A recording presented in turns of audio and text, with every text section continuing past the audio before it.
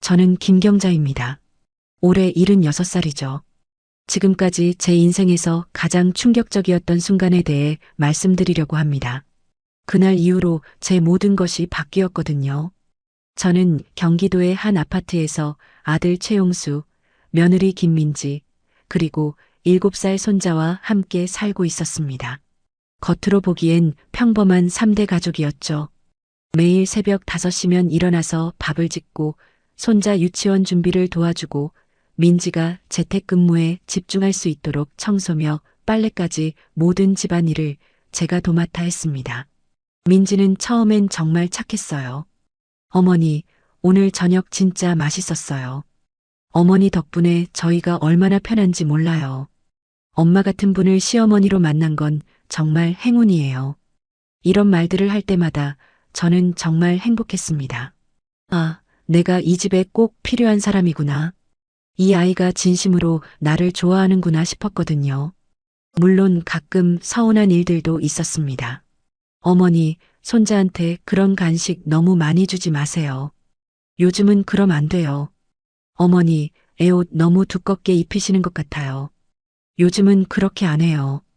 이런 말들을 들을 때면 조금 마음이 상했지만 요즘 젊은 사람들 생각이 다르니까 내가 시대를 못 따라가는 거겠지 하고 그냥 넘겼습니다. 그런데 그날 모든 게 바뀌었습니다. 오후 3시쯤이었을 거예요. 손자가 거실에서 놀고 있는데 갑자기 제게 달려와서 말했습니다. 할머니, 과자 없어요. 엄마한테 사달라고 해주세요.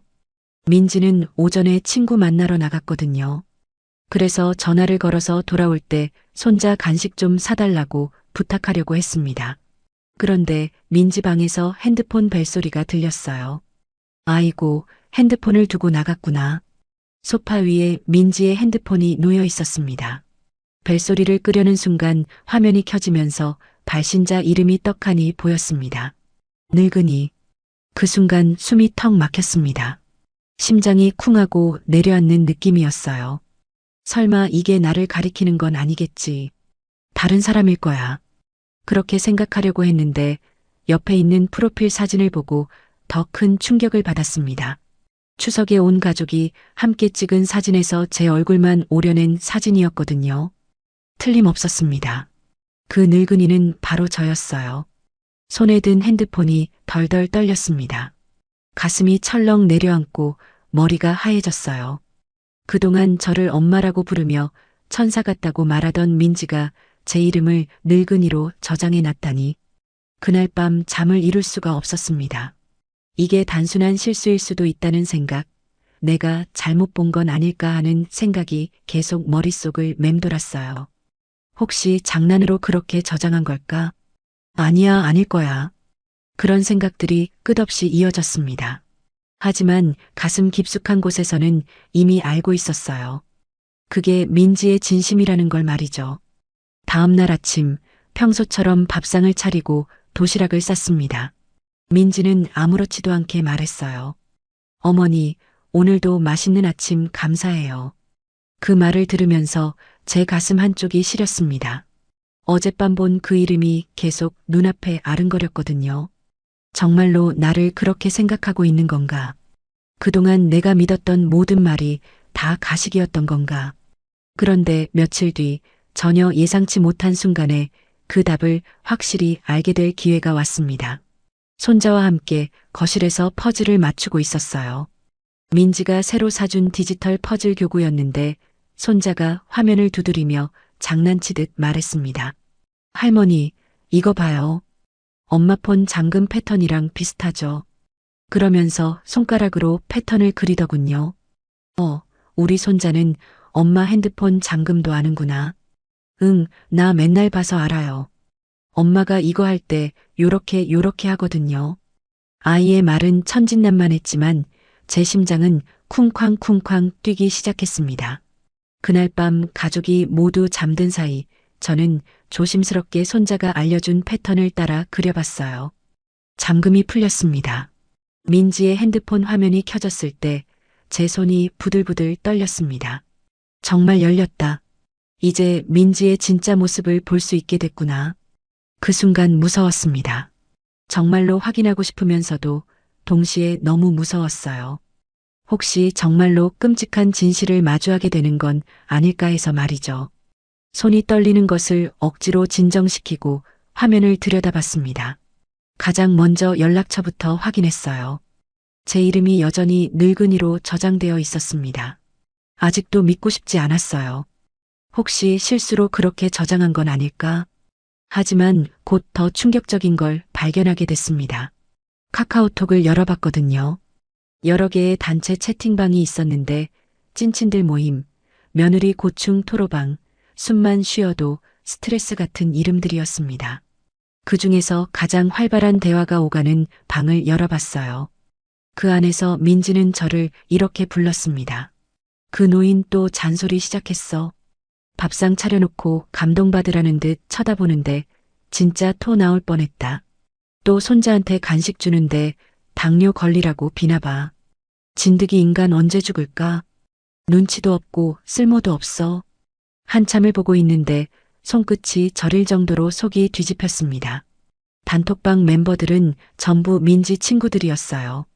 다들 자극적인 말들을 아무렇지 않게 주고받고 있었고 그 대화 속에서 저는 그냥 귀찮고 없어졌으면 하는 존재일 뿐이었습니다. 한쪽에선 우리 어머니 덕분에 진짜 편하게 산다는 말을 하던 민지가 뒤에서는 친구들 앞에서 저를 이런 식으로 비웃고 있었던 거예요. 그리고 1대1 대화에서는 이런 메시지도 있었습니다. 오늘도 그 인간이 밥 차려줬다. 살아있는 게 짜증나. 그냥 숨 쉬지 말았으면 좋겠어. 저는 그 화면을 보며 말없이 핸드폰을 내려놨습니다. 이제는 의심이 아니었어요. 민지는 진심으로 저를 증오하고 있었던 거죠. 그제야 지난 몇 년간 있었던 일들이 하나씩 떠올랐습니다. 생강차를 끓였을 때, 빨래를 햇볕에 널었을 때, 손자 옷을 골라줄 때마다 스치던 그 눈빛, 차갑고 무시하듯 귀찮다는 표정. 그게 다 진심의 표현이었구나. 하지만 더 충격적인 건 가족 단톡방이었습니다. 그곳에서 민지는 전혀 다른 사람처럼 행동했거든요. 어머니가 새벽부터 끓여주신 미역국 덕분에 오늘 하루도 따뜻하게 시작했어요. 늘 감사드려요. 저희 어머니는 진짜 천사세요. 손자도 항상 할머니 품에서만 자요.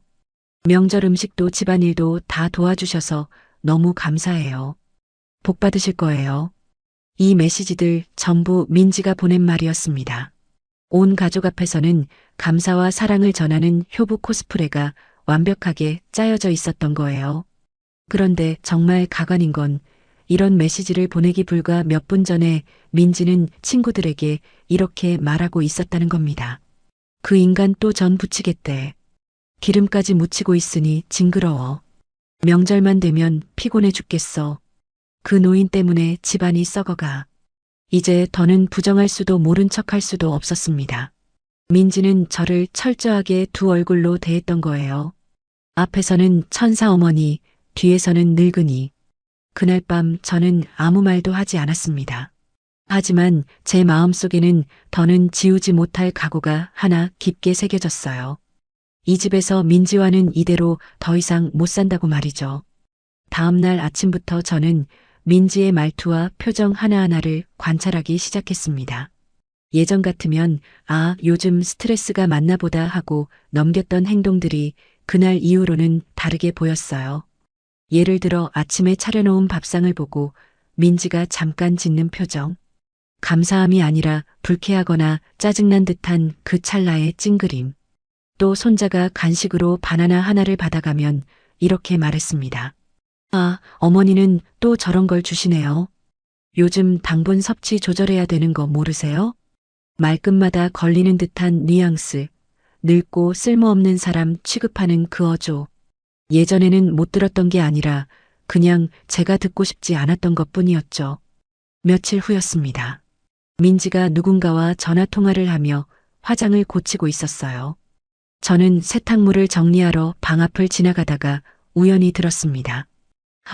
그 인간 뭐든 간섭하려고 드는 것도 지겨워 죽겠어. 그냥 아프기라도 했으면 좋겠네. 거실에서 듣고 있던 저는 가슴 한복판이 얼어붙는 듯한 느낌이 들었습니다. 그 인간이 누군지 말하지 않아도 알 수 있었어요. 바로 저였거든요. 그날 저녁 손자가 크레파스로 그림을 그리고 있었습니다. 저는 옆에 앉아 살며시 물었어요. 오늘은 뭐 그려? 우리 가족이요. 근데 이건 병원 가는 장면이에요. 병원? 엄마가 그랬어요. 할머니는 곧 하늘나라 갈 거라고.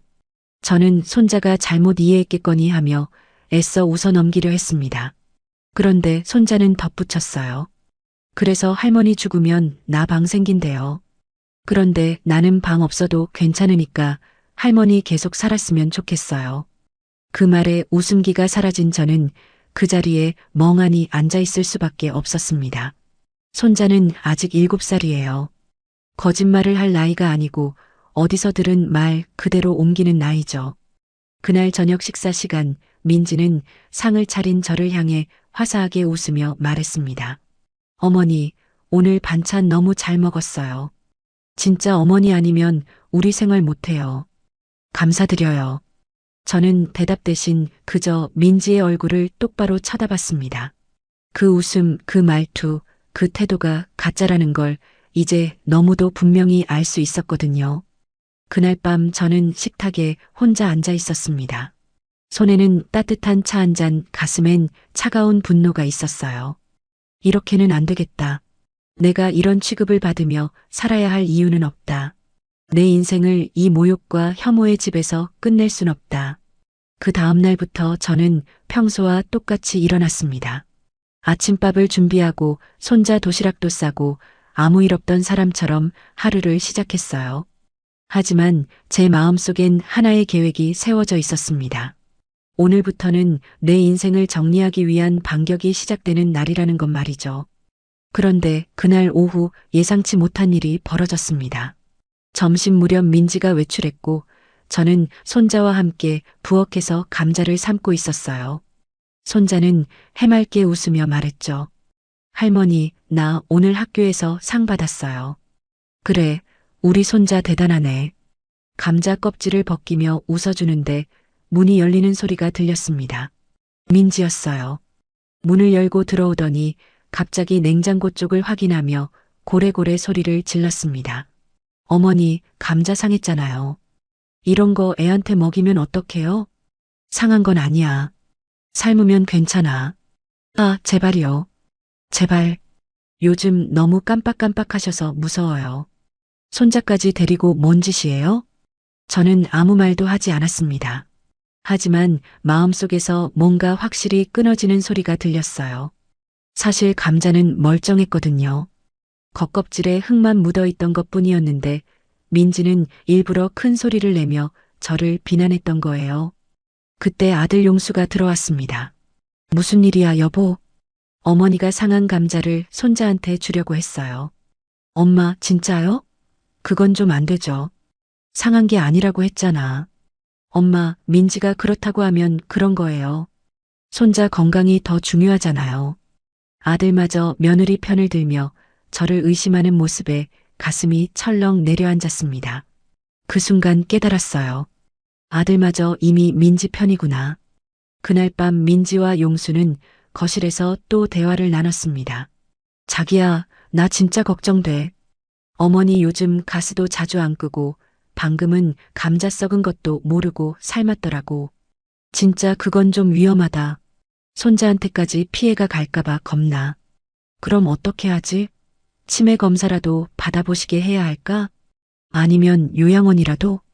그리고 그 다음 말이 정말로 저를 부숴버렸습니다. 정신 감정 한번 받아보시게 해야 하지 않을까? 그런데 엄마가 응할까? 억지로라도 해야죠. 손자 안전이 더 중요해요. 그걸 들은 순간 저는 이젠 복수도 아니다. 그냥 존엄성의 회복이라고 느꼈습니다. 민지와 용수는 저를 치매 환자로 진단받게 해서 후견인 신청을 한 후 재산을 가져가려는 거였어요. 다음 날부터 민지의 태도는 더욱 노골적이 됐습니다. 어머니, 요즘 가스불도 깜빡하시고 자꾸 뭐 잊으시는 것 같아서 걱정돼요. 혹시 정밀 검사라도 받아보시는 게 어떨까요? 용수도 거들었어요. 어머니 요새 깜빡깜빡하세요? 민지는 조용히 그러나 확실하게 덧붙였습니다. 그래도 만약을 대비는 해야죠. 혹시라도 뭐 치매 같은 거면 어떡해요? 그때 되면 후견인도 정해야 하고 재산 관리도 누군가는 해야 하잖아요. 엄마, 민지 말이 맞아요. 미리미리 준비해 두는 게 좋죠. 나 아직 멀쩡한데. 엄마도 이제 나이가 있어서. 민지가 걱정돼서 하는 말인데 왜 그러세요? 저는 아들이 며느리 말에 그렇게 쉽게 동조하는 모습을 보며 가슴이 서늘해졌습니다. 그리고 마침내 결심했어요. 조만간 이 모든 연극을 내가 끝내겠다고. 그런데 이 모든 일들 중에서 가장 충격적인 건 따로 있었습니다. 며칠 뒤 동네 은행에 갔을 때였어요. 30년 넘게 알고 지낸 이 과장님이 조심스럽게 말했거든요. 어머님, 혹시 무슨 일 있으세요? 며느리분이 몇 번 오셨는데요. 네. 민지가요? 네. 어머님이 치매에 걸리셔서 비밀번호를 기억 못 하신다며 본인이 대신 출금하러 오셨다고 하시더라고요. 그 순간 등골이 서늘해졌습니다. 민지가 이미 제 돈을 가져가려고 시도했던 거예요. 언제부터였나요? 몇 달 전부터 몇 번 오셨어요.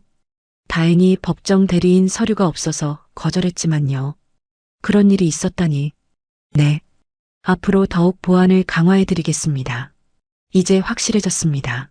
민지는 저를 치매 환자로 만들어서 후견인이 되려던 거였어요. 그리고 제 모든 재산을 가져가려고 했던 거죠. 집에 돌아오는 길에 머릿속이 복잡했습니다.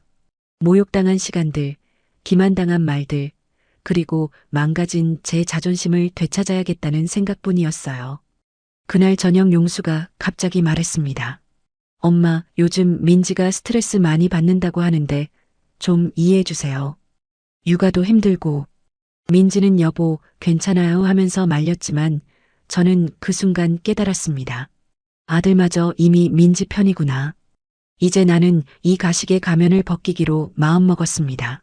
그날 밤 민지의 휴대폰 속 늙은이라는 이름, 친구들과의 대화, 가족 단톡방 속 위선적인 말들, 그리고 은행에서의 시도까지 그 모든 걸 확인한 저는 말없이 조용히 방으로 들어왔어요. 심장이 쿵쾅쿵쾅 뛰었습니다. 억장이 무너진다는 표현이 어떤 감정인지 그제서야 실감할 수 있었어요. 그 순간에도 마음 한켠엔 희망이 남아 있었습니다.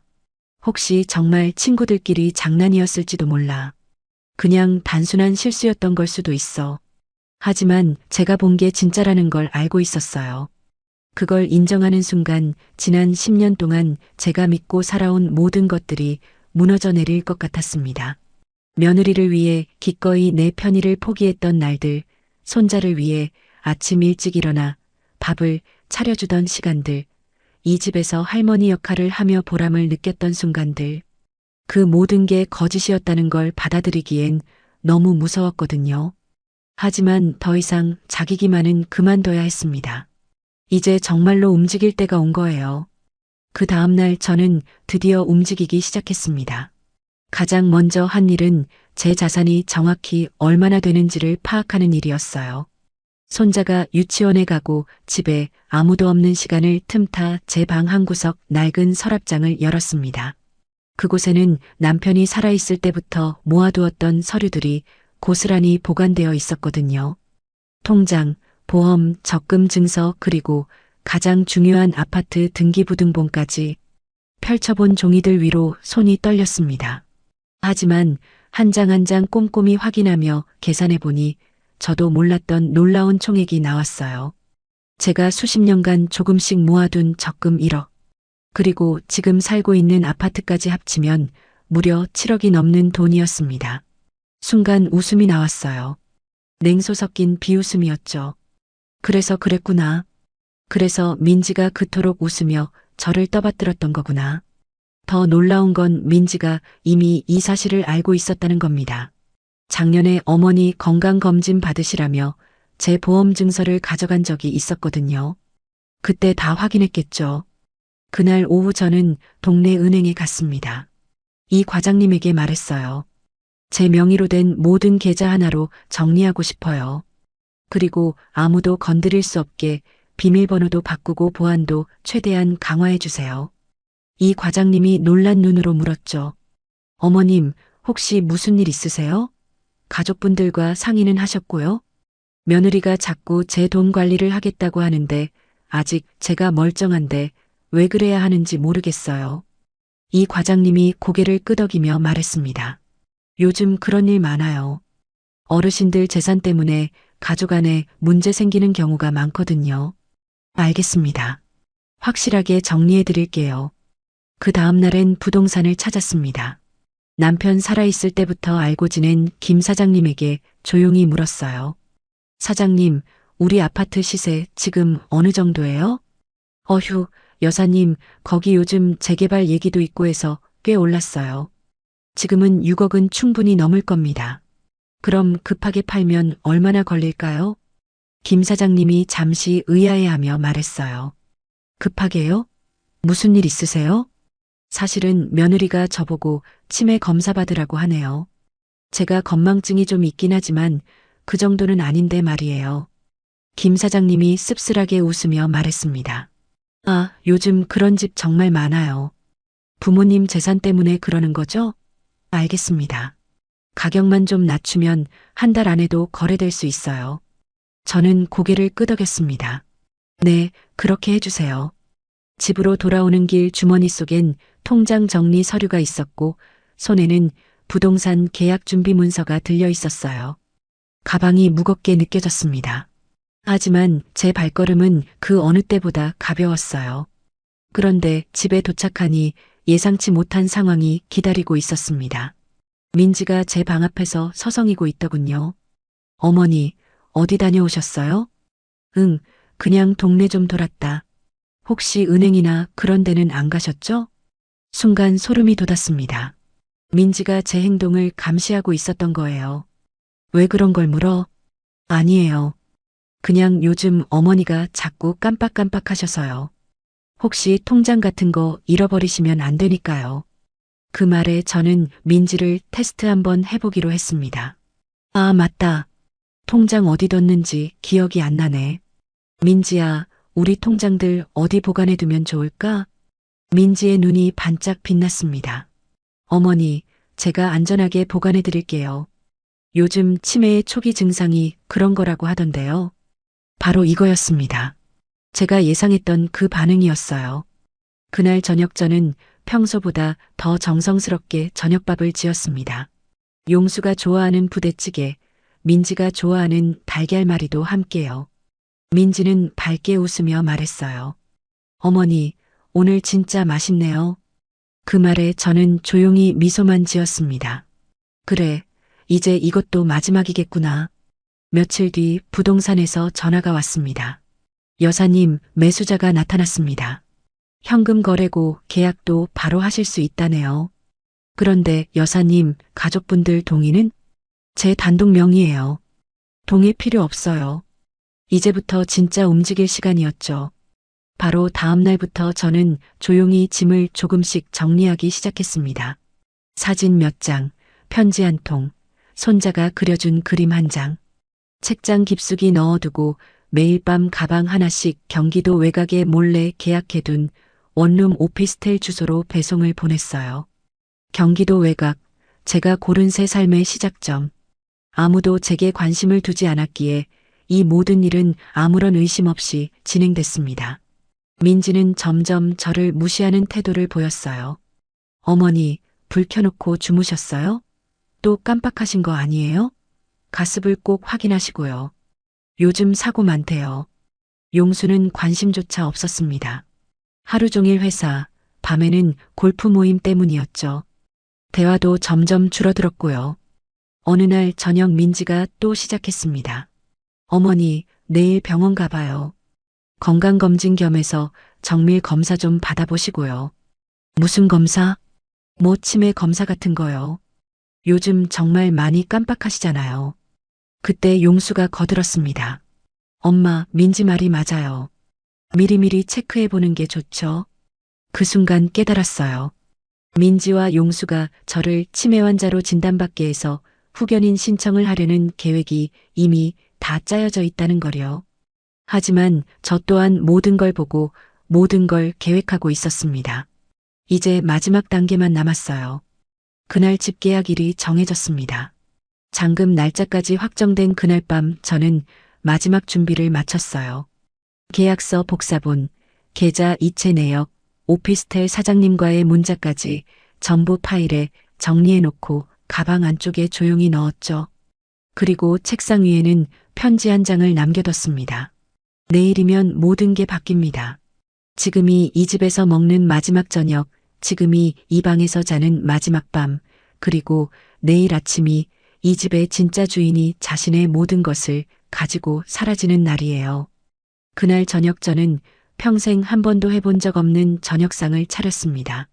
소고기, 미역국, 불고기, 잡채, 달걀말이까지 마치 생일상처럼요. 오늘이 우리 가족의 마지막 날이 될지도 모른다고 생각하니 내 손자에게만큼은 내 진심을 담아 마지막으로 밥을 차려주고 싶었거든요. 민지가 말했습니다. 어머니, 오늘 저녁 왜 이렇게 호화로워요? 무슨 좋은 일이라도 있으세요? 그 순간 저는 결심했어요. 그래, 이제 끝내자. 식사를 마친 뒤 가족이 다 거실에 모여 앉아 있을 때 조용히 입을 열었습니다. 민지야. 민지는 무심하게 대답했어요. 네, 어머니. 혹시 내 휴대폰에 저장된 내 이름 어떻게 돼 있는지 기억나니? 민지의 눈동자가 순간 흔들렸습니다. 그러더니 이내 표정을 일그러뜨리며 말했죠. 지금 그 얘기를 왜 꺼내시는 거예요? 설마 제 핸드폰 보신 거예요? 제가 입을 열기도 전에 민지가 먼저 발끈하며 공격해왔습니다. 아니, 어머니, 이제 남의 핸드폰까지 몰래 보세요? 사생활도 없어요. 그런 식으로 뒤에서 몰래 보시고 그걸 지금 와서 따지는 게 정상인가요? 그 말에 제 심장이 또 한 번 쿵하고 내려앉았어요. 하지만 저는 조용히 말했습니다. 원래 봐서 미안하다. 근데 민지야, 그건 몰래 볼 수밖에 없는 내용이었어. 저는 조용히 스마트폰을 꺼냈습니다. 캡처해둔 화면들을 하나하나 보여줬어요. 늙은이. 그 노인 또 잔소리 시작했어. 밥상 차려놓고 감동받으라는 듯 쳐다보는데 진짜 토 나올 뻔했다. 진드기 인간 언제 죽을까? 눈치도 없고 쓸모도 없어. 그리고 가족 단톡방에서 천사 코스프레하며 써놓은 감사 멘트들까지. 민지의 얼굴이 하얗게 질렸습니다. 하지만 여전히 눈 하나 깜짝하지 않고 말했어요. 그건 그냥 친구들끼리 하는 농담이에요. 스트레스 풀려고 했던 말들이라고요. 그때 아들이 말했습니다.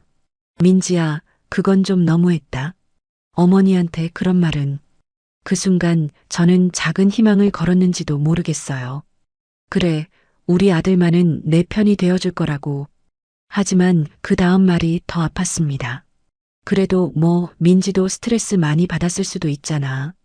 어머니가 요즘 예민하시기도 했고 그냥 오해일 수도 있지. 그 순간 저는 확신했어요. 아, 넌 끝까지 엄마 편이 아니었구나. 오해라고? 제 목소리는 떨리고 있었습니다. 내 이름을 늙은이라고 저장한 게 오해야? 내 사진 붙여놓고 친구들한테 비웃은 게 오해라고? 너는 그걸 보고도 아직 민지 편을 드는 거야? 아들은 말없이 고개를 숙였어요. 용수는 민지의 손을 잡았고 저는 그날 내 아들의 손을 놓기로 했습니다. 민지가 말했어요. 어머니, 죄송해요. 저도 몰랐어요. 이렇게까지 될 줄은. 아니, 정확히 알고 있었어. 내가 얼마나 날 밟았는지, 어떻게 날 조롱했는지, 어떻게 내 희생을 쓰레기처럼 취급했는지. 저는 자리에서 일어나 미리 준비해둔 서류 봉투를 꺼냈습니다. 이건 지금 매매 계약서야. 두 사람의 표정이 얼어붙었어요. 내 명의로 된 집이니까 나 혼자 계약할 수 있었어. 다음 주에 잔금 받고 이사 나가기로 했어. 뭐라고요? 민지가 믿을 수 없다는 듯 소리쳤습니다. 이 집은요? 손자는요? 우린 어디서 살라고요? 그건 너희가 알아서 해. 이제부터 너희 삶은 너희가 책임져. 그럼 어머니는 어디 가시려고요? 저는 조용히 미소 지었어요. 내가 평생 꿈꿨던 곳으로. 이제는 나도 나를 위해 살 거야. 아들은 충격에 빠진 얼굴로 말했습니다. 엄마, 진심이세요? 그래, 진심이야. 이렇게까지 하실 필요는 없잖아요. 우리 가족이잖아요. 그 말에 저는 차갑게 대답했어요. 가족이면 적어도 나한테 늙은이라는 이름은 안 붙였겠지. 순간 거실이 고요해졌습니다. 민지는 울고 있었고 아들은 말이 없었어요. 그때 저는 내 마음속에서 무너졌던 자존심이 다시 제 모습을 되찾는 걸 느꼈습니다. 나는 이 집안의 짐짝도 비웃음의 대상도 참고 견뎌야 할 존재도 아니었다는 것. 내 인생은 누구도 함부로 손대선 안 되는 존중받아야 할 인생이었다는 것. 그날 밤 저는 처음으로 제 존재를 존엄으로 대우했습니다. 그리고 그 결심은 곧 행동이 됐어요. 며칠째 집안은 아주 조용했습니다. 민지는 예전처럼 아무 일 없다는 듯 제게 말을 걸었고 용수는 어색한 미소를 지으며 퇴근할 때마다 제 눈치를 살폈어요. 엄마, 그날 진심으로 죄송해요. 제가 너무 몰랐어요. 어머니, 저도 너무 후회돼요. 제가 정말 왜 그랬는지. 둘은 그렇게 말했습니다. 그리고 조심스럽게 말을 덧붙였죠. 이사 문제는 다시 한 번만 생각해 주시면 안 될까요? 집도 그렇고 재산 정리도 어머니가 너무 충동적으로 하신 건 아닐까 해서요. 앞으로는 진짜 저희가 더 잘할게요. 다시는 그런 일 없게 할게요. 말은 그럴듯했지만 그 속에 담긴 진심을 저는 이미 알고 있었죠. 하지만 가장 웃긴 건 이 아이들이 정말로 자기들이 뭘 잘못했는지 모른다는 거였어요. 민지는 여전히 제가 아침에 차려놓은 밥상을 보며 찡그린 표정을 숨기지 못했고 용수는 제가 예민하게 구는 거라고 생각하고 있었습니다. 심지어 어느 날 밤엔 이런 대화도 들었어요. 자기야, 엄마 언제까지 삐칠까? 그러게 좀 유치하시긴 해. 그냥 말로만 사과하면 될 텐데. 재산 정리한 거 취소 안 하시면 어떡하지? 설마 진짜로 그러시겠어? 손자도 있는데. 이 사람들은 지금도 저를 째째한 늙은이 정도로 보고 있었던 거죠. 저를 늙은이로 저장했던 그 이름, 저를 진드기, 그 인간이라 비웃던 그 대화들, 그 모든 말들이 머릿속을 떠나지 않았습니다. 그런데 정말 가관인 건 민지가 갑자기 저에게 친절해졌다는 거예요. 어머니, 오늘 날씨 좋네요. 산책이라도 하실까요? 어머니, 제가 어깨 마사지 해드릴까요? 어머니, 건강이 제일 중요해요. 스트레스 받지 마세요. 그 모습을 보며 저는 생각했어요. 아, 민지는 정말 끝까지 연기를 하는구나. 그날 밤 저는 한참 동안 손자의 사진을 바라봤습니다. 참 밝고 착한 아이예요. 그 아이만 보면 흔들릴 뻔도 했어요.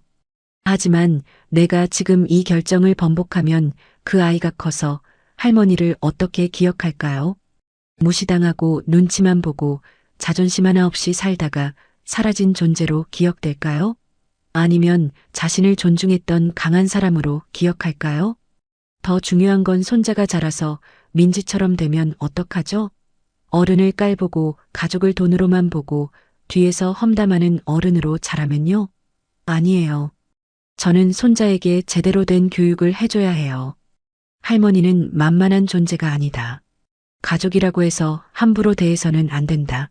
이런 걸 몸소 보여줘야 한다고 생각했습니다. 저는 고개를 저었어요. 흔들릴 이유는 없었습니다.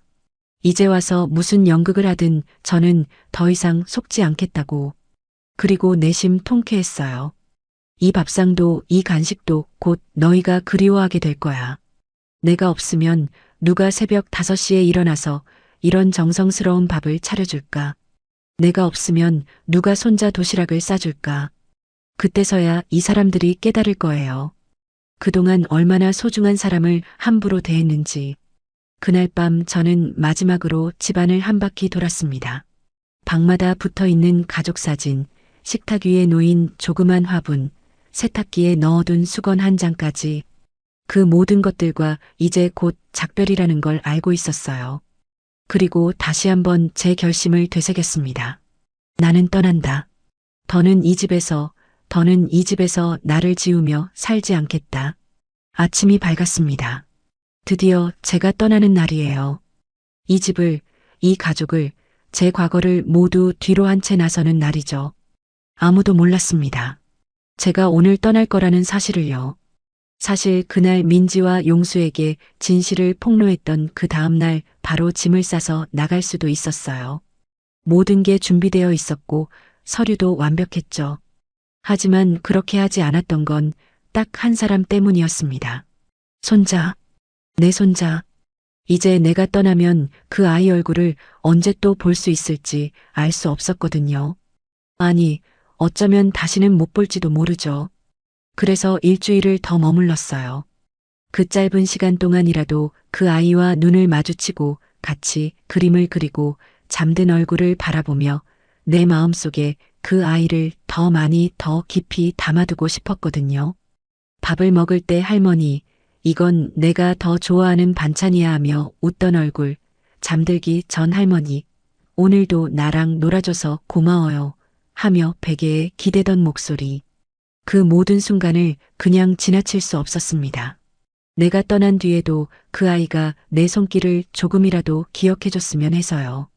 내가 어떤 사람이었는지 그 아이 어딘가에 따뜻한 할머니로 남아있었으면 했습니다. 어젯밤에는 손자에게 작은 선물을 남겨뒀어요. 그 아이가 그려준 그림들을 모아서 작은 앨범으로 만들어서 베개 밑에 넣어뒀습니다. 그리고 짧은 편지 한 장. 손자야, 할머니는 멀리 가지만 너를 항상 사랑한다는 걸 잊지 말아라. 그래서 일주일을 더 머문 겁니다. 사랑하는 아이를 마음속에 충분히 안고 떠나고 싶어서요. 새벽 5시 아무도 깨지 않은 사이 저는 준비해둔 캐리어를 꺼냈습니다. 미리 포장해 놓은 제 옷가지와 책 몇 권, 그리고 오래된 사진 한 장. 제 삶을 통째로 담은 건 단 한 박스뿐이었어요. 부엌에 조용히 내려가 마지막으로 커피를 한 잔 내렸습니다. 조용한 곳에서 커피를 마시는 삶. 이제 그 삶이 저를 기다리고 있었죠. 그때였습니다. 민지가 방에서 나왔어요. 평소보다 이른 기척에 놀란 듯 제 짐을 바라보며 묻더군요. 어머니, 이게 뭐예요? 여행 가세요? 저는 대답하지 않았습니다. 그저 차분하게 말했죠. 오늘 이사 가는 날이야. 민지의 얼굴이 하얗게 질렸어요. 아니, 어머니, 그건 그냥 하신 말씀이신 줄 알았어요. 진짜로 가시는 거예요? 그 소리에 용수도 잠에서 깼는지 거실로 나왔습니다. 엄마, 무슨 일이에요? 짐은 왜? 설마 진짜 이사? 저는 고개를 끄덕였어요. 그래, 오늘이 마지막 날이야. 이 집은 이제 내 집이 아니야. 민지는 그제서야 사태의 심각성을 깨닫고 제 앞에 무릎을 꿇었습니다. 어머니, 제발, 제발 가지 마세요. 제가 잘못했어요. 진짜 잘못했어요. 앞으로는 안 그럴게요. 제발이요. 울고불고 사정하는 민지의 모습. 정말 가증스러웠어요. 용수는 그 옆에서 어쩔 줄 몰라 하다가 결국 말했죠. 엄마, 그냥 한 번만 더 생각해보면 안 될까? 우리가 그동안 좀 무심했던 건 사실이지만 그래도 이건 너무 갑작스럽잖아. 저는 아들놈의 태도에 화가 치밀었습니다. 갑작스럽다고? 바보처럼 옆에서 마누라한테 휘둘리기만 하는 내가 훨씬 더 나빠. 마누라가 엄마 이름을 늙은이라고 저장해놨는데 옆에서 마누라 눈치나 보고 내가 그러고도 자식이냐? 그 말에 용수는 할 말을 잃었고 민지는 흐느끼며 고개를 떨궜어요. 내가 말로만 상처받은 게 아니야. 난 모욕당했고 무시당했고 버려졌어.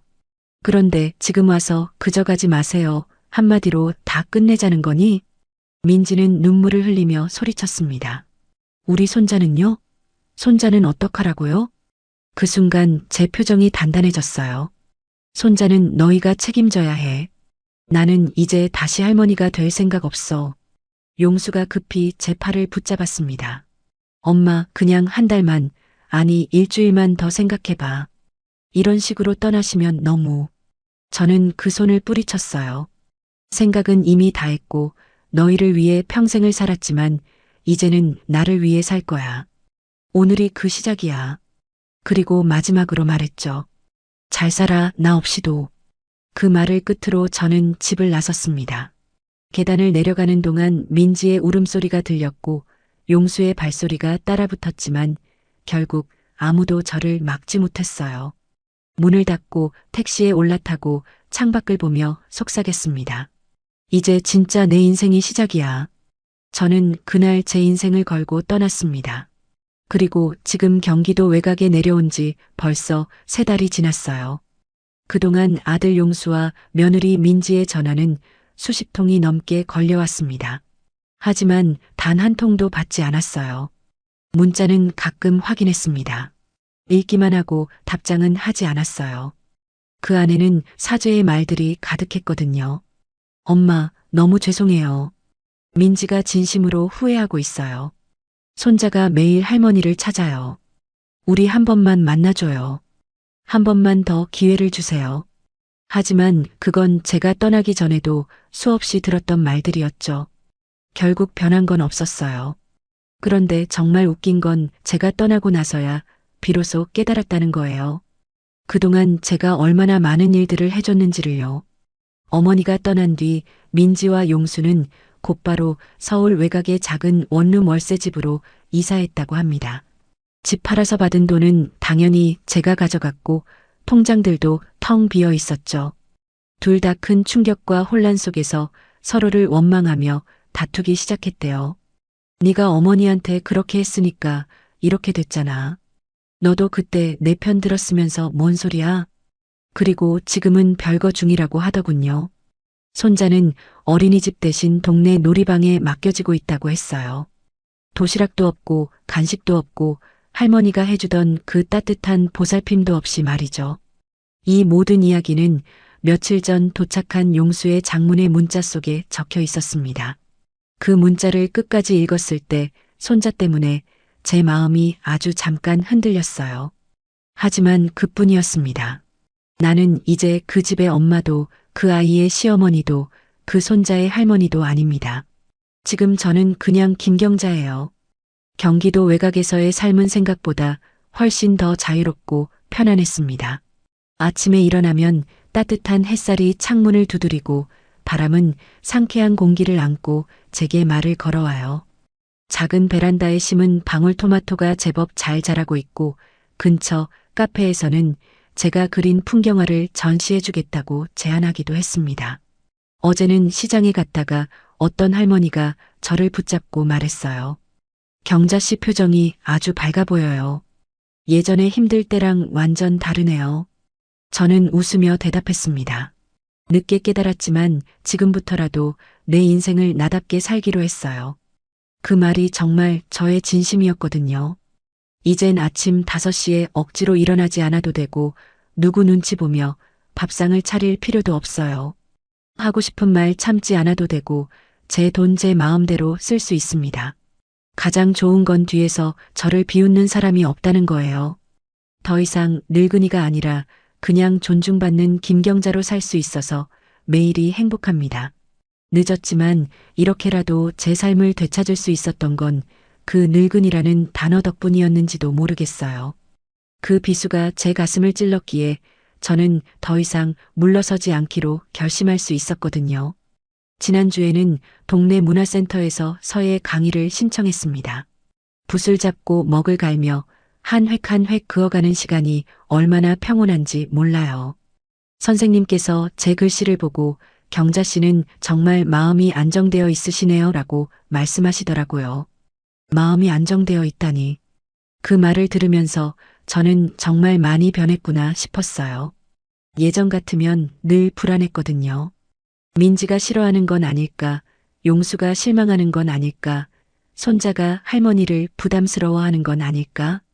그런 생각들로 머릿속이 복잡했었는데 지금은 그런 걱정이 전혀 없어요. 오늘 아침에는 근처 작은 도서관에 갔습니다. 젊은 사서분이 저를 보고 환하게 웃으며 말했어요. 경자 할머니, 오늘도 오셨네요. 어떤 책 찾으세요? 오늘은 요리책 좀 보려고 해요. 나 혼자 먹을 맛있는 요리 말이에요. 아, 좋은 생각이에요. 혼자서도 정성껏 해 드시는 거네요. 그 말을 들으면서 제가 얼마나 달라졌는지 느낄 수 있었어요. 예전에는 항상 다른 사람을 위해 요리했거든요. 민지가 좋아할까? 용수 입맛에 맞을까? 손자가 잘 먹을까? 그런 생각만 했는데 이제는 나를 위해 요리해요. 어제는 혼자 먹을 된장찌개를 끓였는데 정말 맛있더라고요. 아무도 이건 너무 짜다. 이건 왜 이렇게 해요? 이런 말 안 하니까 제 마음대로 간도 맞추고 재료도 넣고 그렇게 해서 만든 음식이 이렇게 맛있을 줄 몰랐어요. 지난달에는 정말 특별한 일이 있었습니다. 동네에서 알게 된 김할아버지께서 제게 산책을 같이 하자고 하시더라고요. 처음에는 당황했어요. 남편 돌아가신 후로 그런 제안을 받아본 적이 없었거든요. 경자 씨, 혼자 사시는 것도 쓸쓸하실 텐데 가끔 산책이라도 같이 하면 어떨까요? 저는 잠깐 망설였어요. 하지만 곧 깨달았죠. 아, 이제 나는 아무에게도 허락받을 필요가 없구나. 민지 눈치 볼 필요도 없고 용수한테 뭐라고 들을 걱정도 안 해도 되는구나. 좋아요. 같이 산책해요. 그렇게 해서 지금은 일주일에 2번씩 김할아버지와 산책을 합니다. 별것 아닌 일상 얘기를 나누고 가끔 동네 카페에서 커피도 마셔요. 그런 시간들이 얼마나 소중한지 몰라요. 김할아버지는 저에게 이런 말을 하시더라고요. 경자 씨는 정말 용기 있는 분이에요. 그 나이에 새로운 삶을 시작한다는 게 쉽지 않은 일인데 용기라기보단 그냥 더 이상 참을 수 없었어요. 그게 바로 용기죠. 많은 사람들이 참는 게 미덕이라고 생각하며 살잖아요. 하지만 때로는 떠나는 것도 필요해요. 그 말을 들으면서 제가 한 선택이 옳았다는 확신이 들었어요. 요즘 제가 가장 좋아하는 시간은 저녁 때예요. 작은 베란다에 나가서 석양을 바라보며 차를 마시는 시간이거든요. 예전에는 그 시간에 저녁 준비를 하느라 바빴는데 이제는 온전히 저만의 시간이에요. 그 시간에 가끔 손자 생각이 나기도 해요. 지금쯤 뭐 하고 있을까? 잘 지내고 있을까? 할머니 생각은 하고 있을까? 그런 생각들이 스치면서 가슴이 아려오기도 하죠. 하지만 후회하지는 않아요. 만약 제가 그대로 있었다면 손자는 민지처럼 자랐을 거예요. 어른을 무시하고 가족을 돈으로만 보고 뒤에서 험담하는 그런 어른으로 말이에요. 제가 떠남으로써 그 아이에게도 하나의 교훈이 되었을 거라고 생각해요. 가족이라고 해서 함부로 대해서는 안 된다는 것, 나이 든 사람도 존중받을 권리가 있다는 것, 그런 걸 배웠을 거예요. 며칠 전에는 정말 놀라운 일이 있었습니다. 동네 복지관에서 어르신들을 위한 컴퓨터 강의가 있다고 하더라고요. 처음에는 이 나이에 무슨 컴퓨터야 했는데 생각해보니 궁금하더라고요. 강의를 듣고 나서 이메일도 만들고 인터넷 검색도 배웠어요. 그런데 정말 신기하더라고요.